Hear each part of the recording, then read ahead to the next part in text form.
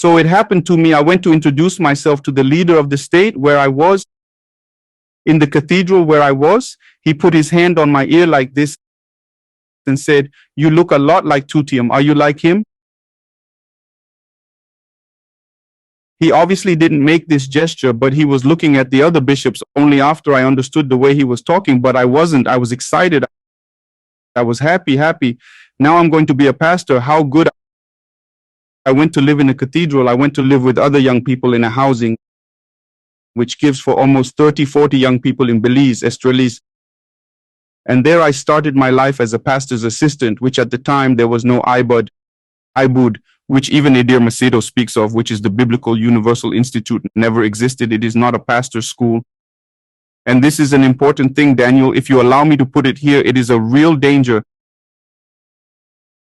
The young person who is entering the Universal as a pastor, the family has no idea of what is coming in, because the number of young people who are in the Universal, who are being trained, or at least they are preparing for them to be at the service of leadership, it is a very serious danger. It is a very serious thing. Unfortunately, even things have happened in the history of the institution of which were marked yesterday.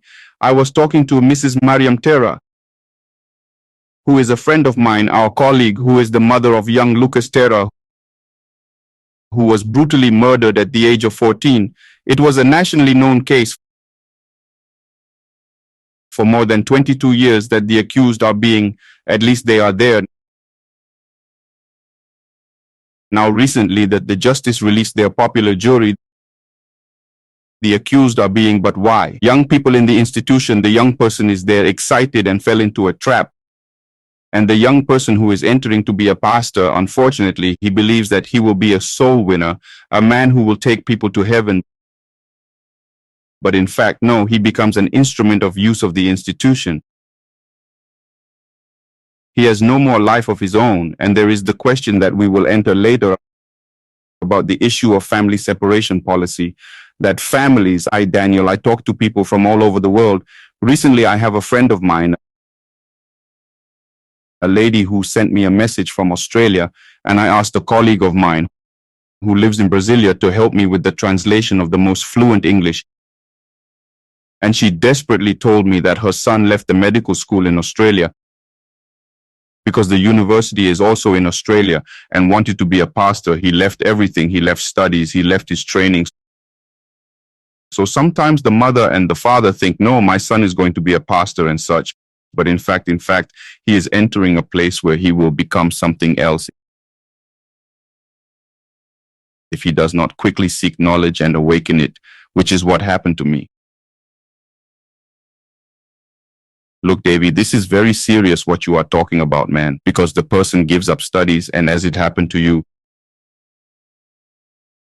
I do not want to suggest whether it was good or bad.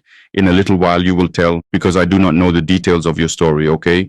But I've heard reports here on the channel of people who left the leadership of some churches, one hand in front, the other behind, having to rebuild their lives. I think Laini herself, who is a former worker, talked a little bit about this, that something similar happened to her. It is very complicated. You donate your time, your energy, often your money to the church, and not having this counterpart, this guarantee.